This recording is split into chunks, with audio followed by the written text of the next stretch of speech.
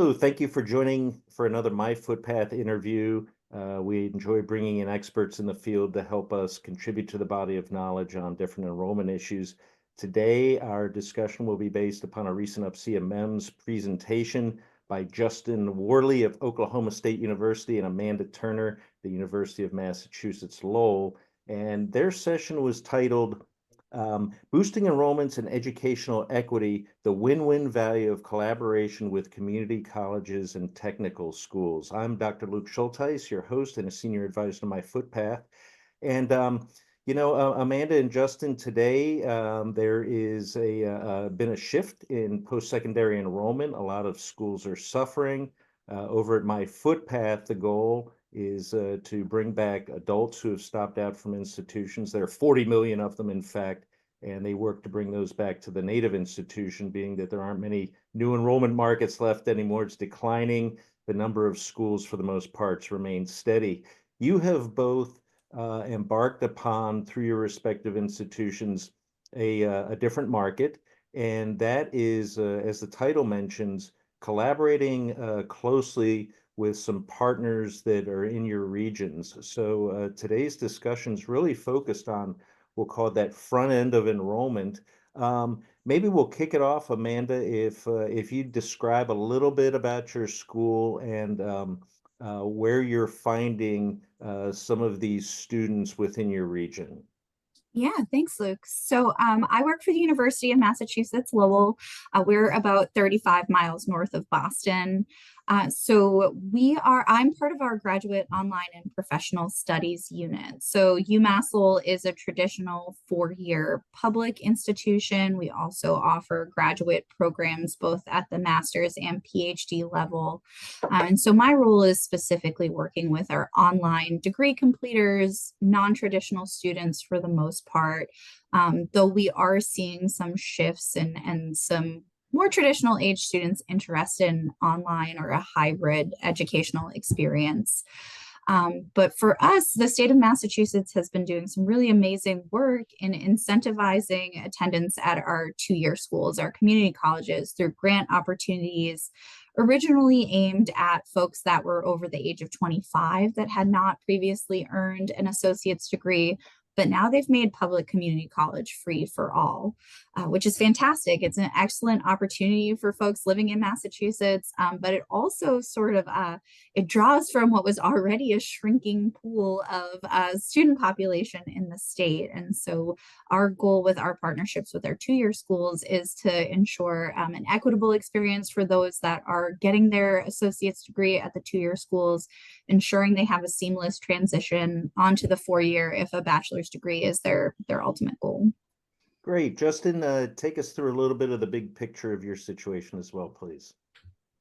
Yeah, so Oklahoma State University is a research land grant university and the official state school of Oklahoma, right? It started with Oklahoma A&M and now encompasses many campuses across the state. OSU's main campus is located in Stillwater, Oklahoma, which is about 50 miles north of Oklahoma City and about 70 miles southwest of Tulsa. So we're kind of smack dab in the middle of the two major metropolitan areas. We have campuses in both of those metropolitan areas. And then we have 77 extension offices across all 77 counties in Oklahoma. So OSU Online is a subgroup or a kind of section of our students who are fully online, fully distance students, and those range anywhere from your traditional undergrad student all the way up to a doctoral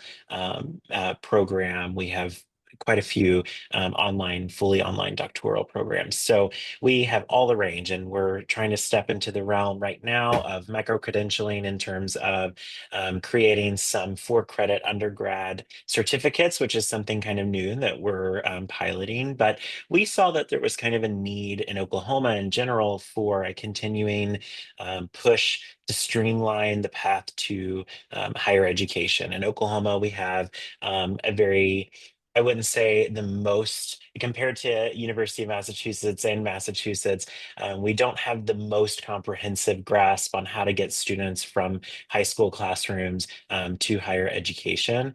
And so we feel at OSU Online that we can kind of be that answer for those more rural areas that do have maybe a tech school or community college that they can start at, or they have already started at while they've been in high school. Thankfully, Oklahoma allows concurrent enrollment with community colleges, and a lot of times that's paid for by the state while someone is in high school. So trying to catch those students ahead of time that maybe wouldn't traditionally come in person, but also kind of want to continue their education, and catching them in the net and essentially bringing them to OSU Online to get the same great education, but from wherever they are in the state. Fantastic. Justin, I'm assuming that the students are attracted to some programs that have been developed in alignment with the workforce needs of the state. Can you speak at all to maybe what a couple of the more popular areas of study might be? Yeah, so that's a great question. And our workforce development team essentially in Oklahoma, they always publish the results on what workforce trends are we going to see in the state as time goes on. And some of the big ones that they saw were aerospace, manufacturing, there was medical nursing, and then there was teaching, of course, is always expanding in the state as we continue to try and catch up in the nation on education. And so we really have broadened our horizons in terms of what we have available to our online students. One of those being our secondary education programs that are online have been extremely popular. We've just actually added like an English option, which is really wonderful. So there are multiple different branches of that secondary education degree that you can get fully online. We've also had a very popular both master's and doctorate of healthcare administration. That's been a really popular. In fact, that's about a quarter of our current online grad students are in that doctorate of healthcare administration program. It's been very popular, and we even have a partnership between both the school in Tulsa that does the health sciences and the School of Business here on OSU Stillwater's campus to do a dual degree for MBA and the DHA degree. So it's really, we've been attempting to streamline that path for those individuals who already have a degree, and then offering the education for those who are trying to stay where they're at and teach in their school systems. So we've been trying to meet the industry needs as time has gone on, and I would say that we've done a pretty good job so far. That's fantastic. Amanda, when an institution decides to lift up its online program offerings, often it's a pretty heavy lift.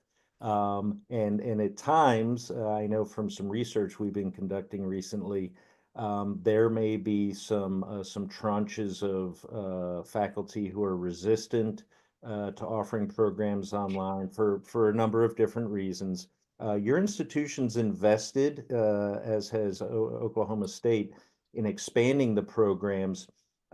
What's kind of been the impetus and the reason to generate the excitement that's gotten these programs off the ground? So I think we are often combating that sort of the anxiety or fear that a lot of folks, whether it's faculty administrators, experience when they're thinking about changing the way that they're doing things, right? And I think the biggest component is that it always comes from a well-intentioned place. There's concern that what if the students aren't learning well in this environment? What if this material doesn't transition well? But I think the old adage of, adapt or perish is really there. And so we know research will tell us that students, especially in this post-pandemic world, they got very comfortable being in an online or a hybrid space. Or we know that in the state of Massachusetts, there are something like 2.5 million individuals that have some college but no degree. And so those folks are working, raising families, or some combination of the two. And if we're not providing an opportunity to support them in getting the higher education that they need or that they desire, then somebody else will. And so it feels like a no-brainer to ensure that we're investing in the success of folks that are in our state and folks that aren't in our state. But what we know about online learners is they tend to stay close to home. They like the brand recognition of, oh, that's, that's a UMass institution, that's an Oklahoma State, right? They want to feel close and proud. And so we've been really fortunate at UMass Lowell that we've been in the online space since 1995. This isn't new to us, but really just adapting our programs, updating and refreshing them to stay current with the industry needs has been critical. We have a faculty development team as part of grad online and professional studies here that ensures faculty feel supported and they understand how to be successful in the online space. Super. You had mentioned earlier that in Massachusetts, there's, the 2-year option now that comes at little to no cost. In understanding that an adult's journey can be arduous, going back to school, it might be confusing or scary. How do I go through all the processes? Then we've got the finances associated with it. In your presentation, you discussed some types of aid, some programs that you have there for adult students who are going to study online. Can you speak to those? Yeah, for sure. So, the adult learner often gets ignored, I think, in some policies and scholarship opportunities that get updated, especially when you're at a traditional 4-year. That's the majority of your students. So your policies and your benefits tend to, in any organization, you're going to speak to the masses, right? So the state of Massachusetts does offer what is called oh my gosh, the name is slipping my mind. It's a specialized scholarship for folks that are graduating from the 2-year school and then heading on to a 4-year state institution. They're going to give them a scholarship opportunity that's a tuition reduction. When we thought about the adult learner, oftentimes they're finishing at their 2-year school. They're understandably very proud of themselves. But we say to them, oh, because you're coming to the online division, which is not state supported higher education, you're not eligible for that scholarship because that's a scholarship available through the state. And so our unit has been really fantastic in developing a self-funded scholarship so that we can recognize the merit of these students. They should be proud of themselves and they should be given a scholarship opportunity. It's not huge. It really isn't. At the end of the day, it ends up taking about 10% off of their total tuition expenditure when they're here with us. And that's just our scholarship we're offering them. It doesn't take into account anything else they might be getting through the FAFSA, but it was our way to acknowledge their hard work and motivate them to keep going. And one also suspects that adult students, many of whom are working, once they complete their degree, may be eligible for some advancements, some promotions, some financial a reward, if you will, and that's help stimulate the economy. So it makes a lot of sense. Justin, in Oklahoma, similar kind of program? Yeah, so, of course, depending on where a student is on their journey, right? Students that are just coming out of high school who in Oklahoma can apply for a program while they're in high school to basically get tuition paid for by the state. It's called Oklahoma's Promise. That's something that we have available to our traditional students. But as Amanda pointed out, there are a few more hurdles when it comes to people who are not just out of high school, right? People who aren't following that traditional student track of going straight from that senior year to a freshman year at a 4-year higher institution. And so something that OSU attempts really hard to do is make all financial aid accessible to any student no matter where they are. So when a student applies to go to school at Oklahoma State University, whether that is in person or online or in Tulsa or wherever, they are considered for all financial aid opportunities, no matter if they're an online student or a traditional in-person student. So we could have somebody who is located in Florida, who maybe is 46 years old, and they want to get a higher degree, maybe start their MBA, or maybe just get a general business degree online because they didn't start right out of high school for whatever life circumstances happen, like everybody faces, right? And so we offer them the same ability to apply for those scholarships. And it's easy, it's streamlined. Their application to the school is also their application for all of our financial aid opportunities. So there aren't additional forms or anything that they need to fill out to be considered just like everybody else, especially for things like merit-based programs, maybe college specific programs. All of that is handled at the um, application stage. Now, obviously, the grad college is a little different. It just depends on where that student is and how many hours they're coming in with. Have they already started a master's program? Are they new to the master's program? But same thing. They're evaluated in the same way most of the time for just general financial aid opportunities, just like everybody else is. So we've really tried to make it as streamlined as possible for anyone, especially adult learners who don't really have the time to fill out 20 different forms for 20 different scholarships, to be able to be considered for especially state funded and institution funded scholarships and financial aid. Fantastic. Having been an enrollment VP at 5 institutions over my career, I can attest to the challenges of trying to reach this population. So if we were looking at our own native students, I'd go to the development office and say, give me what you got. The data would be stale. Heck, I know even in the student information system, the current student data is not always up to date. myFootpath uses a technique called householding where they can actually go back 20 years and find people. Your institution, Justin, such as Amanda's, isn't focusing strictly on your native students. You're focusing on other students in the state. I'm pretty sure you don't have a bunch of people walking around the supermarket going college degree, college degree, college degree. How on earth do you reach this market, Justin? Can you speak a little bit about your marketing tactics or spend or anything of that nature? Yeah, that's a really great question. And I mean, we presented this presentation that initiated this conversation at, Marketing and Enrollment Management's conference with UPSIA, right? And the question is always, well, one, how much money do you have to spend on a marketing budget? And how many people do you have to actually do whatever it is that you're coming up with? So I have to say that OSU has done a good job at prioritizing in terms of growing the online programs, because we've seen, especially as Amanda mentioned after COVID, that there are a huge lump of students that they want to stay where they are at. They want to stay where they're comfortable and maybe where their job is, right? Or maybe where their kids are going to school. There are great school districts in Oklahoma and many different places, and it's potentially off-putting for some parents. They don't want to move because they don't want to take their kids out of such a great school system to move to a potentially not so great school system. So we try really hard to reach those people through our marketing spend. I can tell you we spend probably about 74% of our budget on digital marketing, which that includes social media advertisements, placement ads, anything you can think of. We try to get it out there in front of people.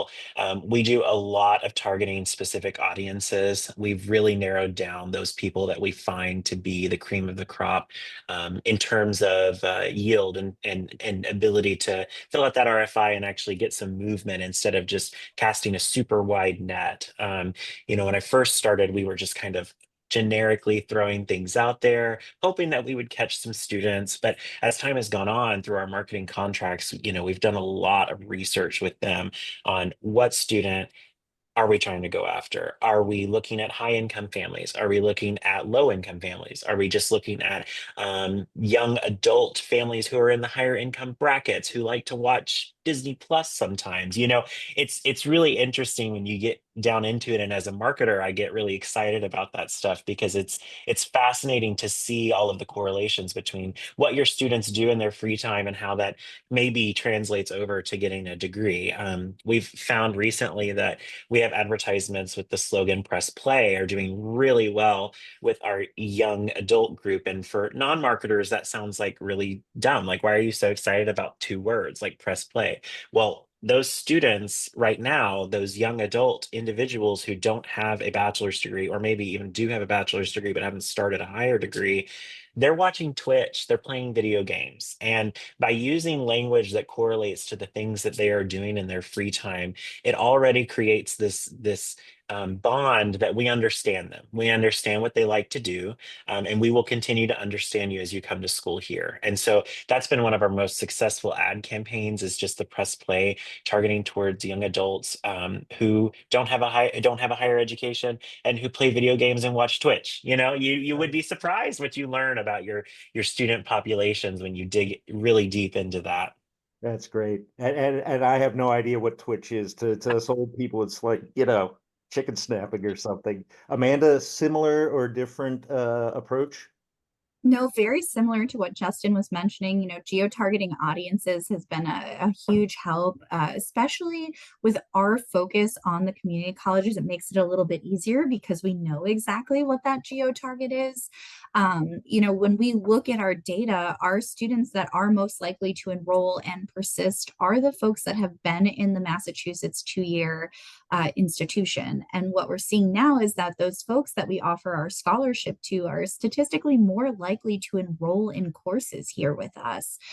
So we know how important this population is, and we're able to say, okay, well, let's geo-target the graduation ceremonies. And it's kind of a fun but scary situation with the marketing technique of geo-targeting, because like any phone that was in that area that day is suddenly getting our ads about, oh, complete your bachelor's degree online, work while you do it.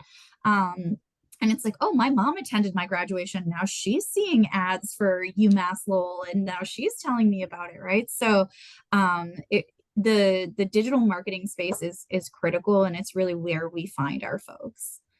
That's really good information you're both sharing, and the instances that we've got available today to target market that weren't available 10 or 20 years ago, and at a great cost point, are really allowing us to be much more effective. My wife and I even comment when we're watching a show late at night, and start seeing commercials, and we're like, how'd they know we needed help with that or that or that? Like, oh, geez, we're getting old. My final question to both of you, maybe Amanda, you kick it off for us, is let's just look, 3, 4, 5 years down the road. What is UMass Lowell looking to call success down the road a little bit? I think success is really, that's hard in the current climate, right? We're seeing the enrollment cliff. It's been coming. Maybe we're falling off of it a little bit right now, right? So I think success is the ability to be dynamic and respond to market demands. The healthcare programs are really critical right now. We know that in Massachusetts we're seeing the need there. Our engineering programs as well. We have a lot of engineering-based industry here within the state and right in Southern New Hampshire. And so for me, I think success is the continued partnership with our faculty and industry to ensure that what we're doing makes sense for our students. And as long as what we're doing makes sense for the students, then they will persist, they will be successful, and our programs will be successful. Thanks so much. Justin? Yeah, and I think Amanda said that beautifully, right? Making sure that the programs that we offer are aligned with what the industries are saying they need. I think, looking down the road, I would say there are a couple of things that OSU and especially OSU Online would maybe call successful. Like you said, that's a really dynamic word because to me, it could be successful, and to everybody else, it may not look like success, but internally, it could be. I know right now, just from experience with students that we have on campus and online that we're hearing from, the job market is really difficult right now. And I think that attests to that, really trying to offer programs that are going to set a student up for success in 4 years, 5 years, 3 years, depending on how long that program is. I would say seeing a majority of our students being able to be placed in jobs in those fields would be really successful to us. Now, we do have a high percentage job placement rate. Usually it's in the 70 percentile, but it's still getting more competitive as time goes on. And as the economy changes on almost a daily basis, I think another part of being successful is trying to make education more affordable for our students. That's one of the biggest barriers. I mean, I think anyone can attest at an online institution or any institution that costs of higher education are quite high at this point. And as time goes on, no one knows right now in terms of certainty what the federal aid and aid that's been there, grant money that's been there, that's been available to programs and available to faculty members and then our students as well, if it's going to be there tomorrow. So I think, looking 5 years down the road, being able to say that we went through maybe a tumultuous economic time and job market and come out on the other side successful, while also growing our enrollments. Like Amanda mentioned, I think that's a big hurdle that we're facing too, where we get the students in the door, we get them applied, we get them accepted, and then they never enroll for classes. And you spend all of that money to get the student in the door and get them to apply. I spend 74% of my marketing budget on digital marketing. Well, if they're not enrolling, they don't count. So really trying to invest heavily on the advising part to really get that student across the finish line, and onto the job market. Super. Well, in these 20 minutes, we've been able to talk about your respective markets, why students are returning to school to study online, different financial aid incentives to help them afford it, and ways you market to them, as well as your individual measurements of success. And it was enlightening to hear it wasn't, it would be this number or this number. It was much more about being able to answer the needs of the workforce and to stay current and relevant. So I'd like to thank Amanda Turner and Justin Worley for joining us today and sharing their insights. I know they're both more than happy to speak with you individually if you'd like to reach out to them at UMass Lowell or Oklahoma State University. Thanks for tuning in. I'm Luke Schultheis with myFootpath, and we hope you've enjoyed our presentation today.